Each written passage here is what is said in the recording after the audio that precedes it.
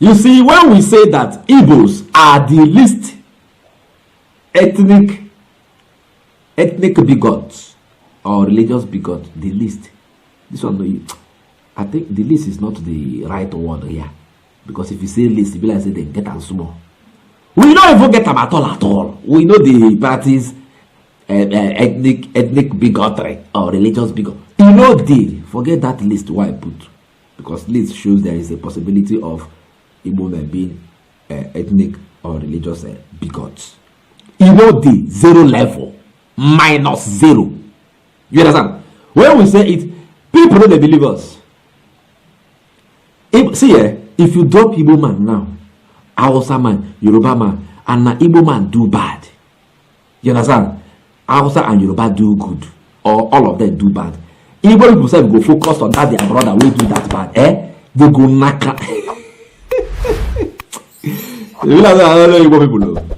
We know they tolerate. Now we self make Mabas. Now we don't preach one Nigeria pass everybody for this country. I go prove one now I give you. No say if you talk, you be like say you don't know what you talk. One of the biggest ethnic and religious bigots that this country has ever produced. Former governor of Kaduna State, former FCT minister, una know him now, El-rufai. You know say he follow for this ADC coalition. He came to Imo State. He came to Imo State to see a chapter of their SDP.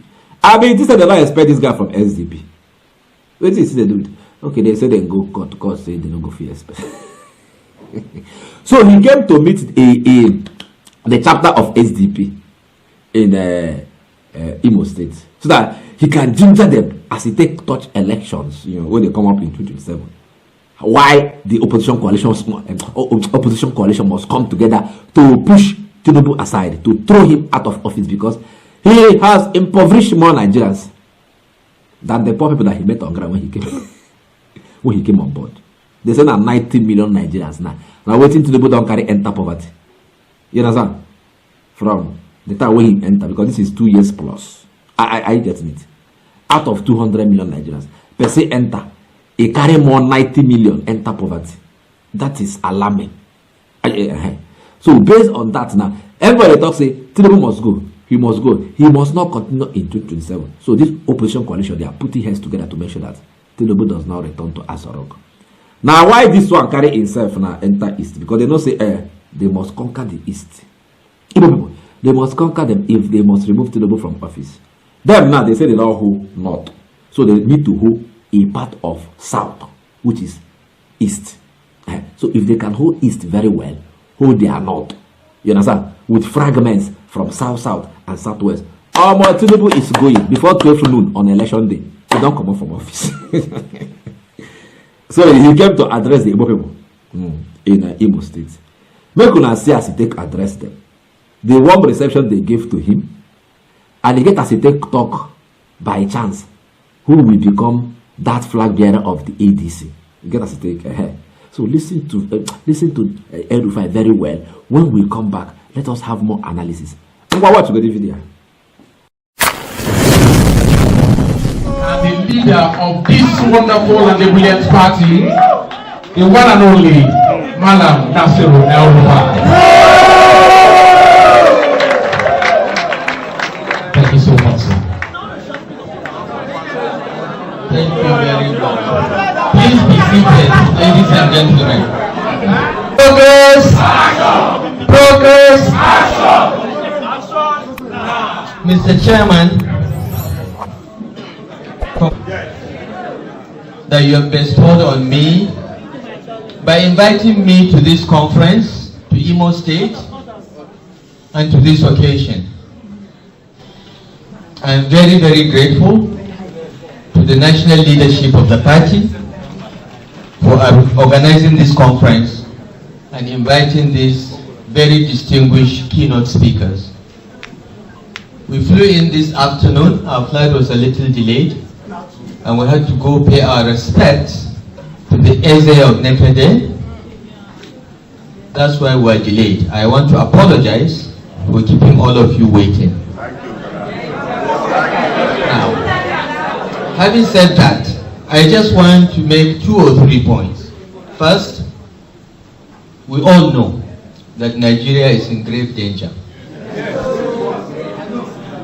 And we know that we've witnessed governments, we've seen them perform, we've seen them not perform.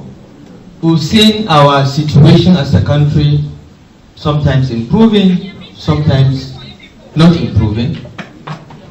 But in the 65 years I have lived in Nigeria, which is post-independence Nigeria, there has never been a government that within 12 months has shown it did not come to work for the people, but for themselves. Within 24 months, this government, this APC government, has thrown 30 million more Nigerians into poverty. Each and every person that lives in Nigeria, whether you're rich or poor, know the difference between life on 29th May 2023 and life in September 2025. So what I'm telling you, ladies and gentlemen, my colleagues in the SDP, is that Nigeria is going down and down. It has never been this bad in my 65 years of being alive in this country. But this is not a conference of lamentations. This is a conference about the future. Our future is in our hands. We must register to vote. We must get everyone that is 16, 17 years of age now and above to register to vote. Because by 2027, they will be 18. We have adopted a party for the coalition, the African Democratic Congress, the ADC. So why am I here speaking to SDP chieftains? I'm here to tell you that the adoption of the ADC is the first step. There are further steps where other opposition parties like the SDP, the NNPP, even the PDP or whatever is left of it, will join this coalition. This is a coalition to save Nigeria. To save Nigeria from extremely bad governance. A government of cronies that we have never seen in our history. For me, it does not matter who is the next president of Nigeria. But I want to see somebody who is competent and who cares about lifting the poorest of us. Our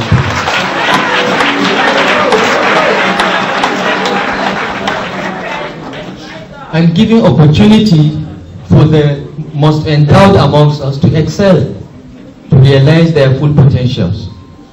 Government should be an enabler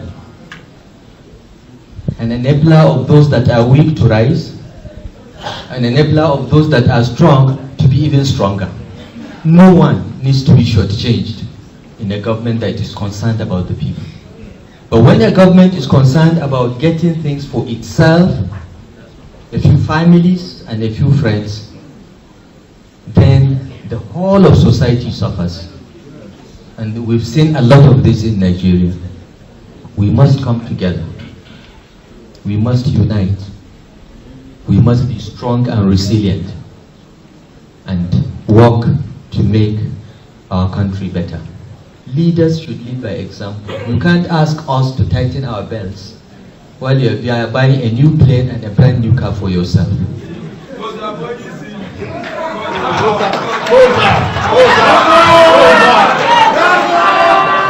This is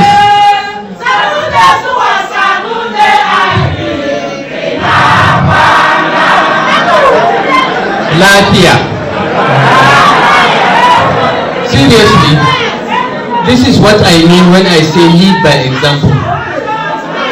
Because the people that you lead are looking up to you to see whether, when you ask them to sacrifice, you're also making a bigger sacrifice. How far? Did you see how they received him? He was talking, they were reciprocating. Now Hausa man, now Muslim, But he was talking to his Igbo brothers. They welcomed him. El-Rufai can never do this kind of a thing. You can never see him in a gathering in the north welcoming Christians or Igbo people like this. But look at the way they welcomed him. To tell that this country can still work if we can put heads together and forget about religion or ethnicity. See, they even sang a song for him. They sang a song using their own, using the Hausa dialect, but in a high life way, because now Igbo people don't get high life. They sing song high life for them using their own language. You know, Onya Hausa say no de tai ewo, sanu de ai sanu na ai chai na kana. You know, hey, to tell him that Oga, we welcome you. He can't answer them. Laugh ya. El-Rufai, ethnic bigotry and religious bigotry will never help you. You see how these people now welcomed you. It's for you to go back and reflect on it. That's number one. Number two, did you hear him when he said, we need a candidate, a president that will enrich Nigerians, that will pull out Nigerians from poverty, that can take us to greater heights. A new Nigeria is possible. Where he said that? That is to tell you that that's where you talk now. Only Peter get that message. Nobody get that message. No, only Peter will be. We want to pull people from poverty. No, the article message be that now. No, the Kwakwaso message be that. Neither is it wrote me a message be that. No, only Peter will get that message to pull people out of poverty. Oga, I hope not Peter will be campaign for. Because if it is your article, Oga, I walk. Kukuma made to nobody man there. I guess that is by the way. But my main focus of doing this gist now, see how welcoming my people can be. Onya sanu de ai ewo, sanu de ai sanu zatai chai na kana. Lafia. Can you see it? But this is something that El-Rufai, you can never find him in any gathering in the north with the Christians or Igbos. You understand? And then he will be hailing. You can never. They don't even look us like infidels. We are. But it's alright. For this country to be good, we could not emulate the Igbo people. I go soon and later, I beg. For over a decade, this has been the birthplace of innovation. Innocent Vehicles is a testament to resilience, employing international best practices to create more than just a car. Every vehicle here tells a story of durability, fuel economy and safety. Crafted with the African spirit, the Nigerian heart. These vehicles surrounding me embody the unique concept of regionalization, each one designed to cater to the tastes and preferences of our people. From the streets in Nigeria to the terrains of the Sahara, these vehicles are designed for our roads, for our people. This is more than a vehicle. It's a symbol of our progress, our resilience, our collective success story. Your feedback drives us to continuously innovate and improve. Innocent Vehicle, the pride of African roads.